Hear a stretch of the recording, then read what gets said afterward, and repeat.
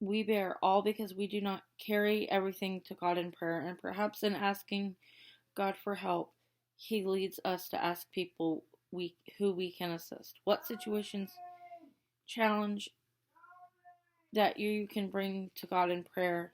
What do you hesitate to ask Him for or others for help?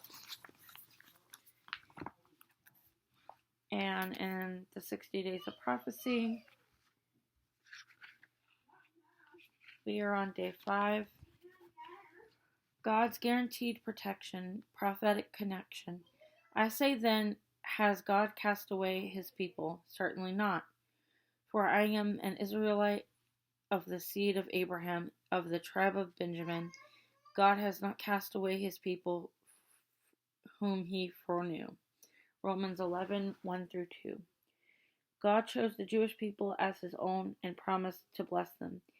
Has that promise been fulfilled? Centuries before the Roman Empire, Titus destroyed Jerusalem in AD 70. Jews had been scattered throughout the world by the Saracens and Babylonians. After the fall of Jerusalem to the Romans, this dispersion intensified, and Jews were scattered in like chaff in the wind to the four corners of the earth. To appreciate the broad scope and the magnitude of the Jewish dispersion and persecution, consider the following historical facts.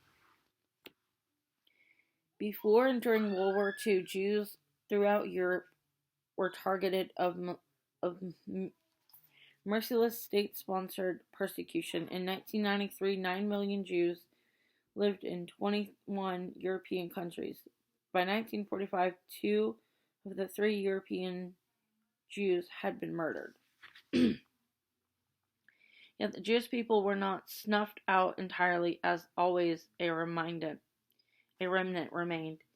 Thus says the Lord, who gives the sun for a light by day, the ordinance of the moon and the stars for light by night, who disturbs the sea and its waves roar. The Lord of hosts is His name. For those ordinances depart from me, says the Lord. Then the seed of Israel shall also cease from being a nation before me forever. Jeremiah 31:35-36. As we saw earlier, never has a